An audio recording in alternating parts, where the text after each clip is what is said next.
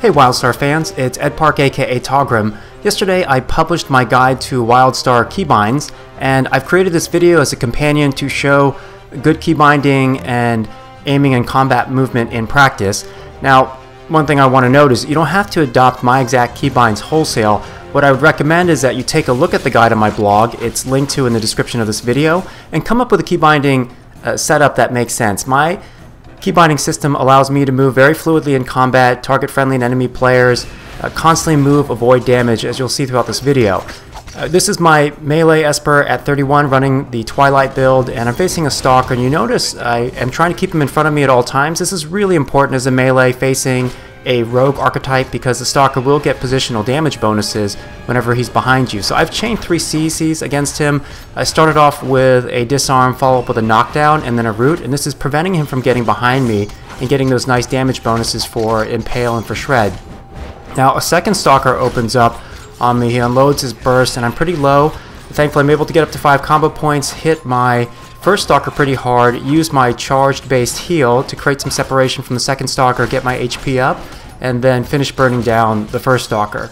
So the second Stalker here, I managed to get up to 5 combo points, hit him with a hard finisher, knock him down, and then chain that into a disarm. You see the subdue message there? At this point the second Stalker is in pretty bad shape. I have another 5-point combo there that I hit him with my innate, and to make matters worse, the warrior comes over and helps finish him off.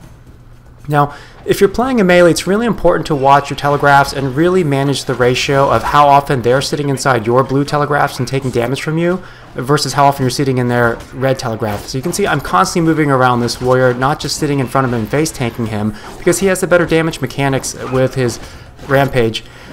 I'm knocking them down once I get the ability off cooldown, get up to 5 combo points, hit them again, and then I've got the players lined up here, so I use that disarm. You see that subdue message to get both enemy players. Now that second player, I realized in watching the footage, is one of the Stalkers I just killed. He's actually just watching, and what's hilarious is I'm hitting this warrior as he's running. You can hear his character crying out in pain. I go ahead and tap Bolster here to get to a 4-point finisher and then drop that warrior.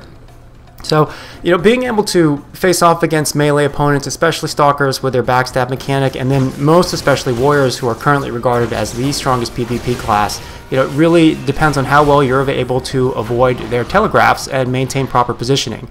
So this, you can see this friendly Chua, I just intentionally healed him with my charge-based heal because he was getting at low health, and then unfortunately he gets killed by this Spellslinger that we were trying to track down. But don't worry, little guy, I'll avenge your death. There we go. Okay, Spellslinger 1 is down. Now I'm on Spellslinger 2. And in this game, it can be pretty rough if you're ranged DPS with a melee on you who knows how to strafe properly like I do, because, you know, the ranged DPS has very narrow telegraphs, whereas a melee DPS tends to have very wide conal-shaped telegraph. So, you know, up close and personal tends to favor the melee. I pick up the speed boost, use my charge, 2 dashes, and a sprint to close the gap back to the Spellslinger. He's already used his Void Slip. And to make matters worse for him, when he picks up the run speed buff, I knock him down. He was already dazed. I hit him with a 5-point finisher, pop my innate ability, get up to 5 combo points again, nail him with another finisher, and then just to be kind of mean here, I disarm him because he will die like the weaponless peasant that he is. Oh yeah. So you can really make players' lives miserable, you know, if you're a melee DPS and you know how to strafe properly.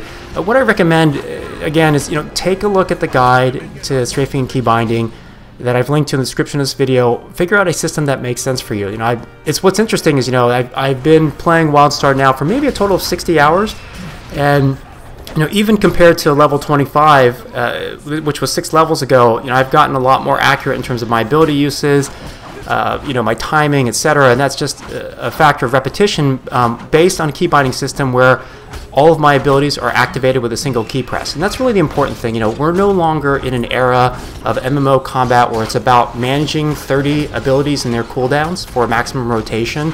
You know, the gaming industry for MMORPG combat has moved beyond that. It's now much more about limited action set and more about your ability to aim and, you know, move in combat appropriately.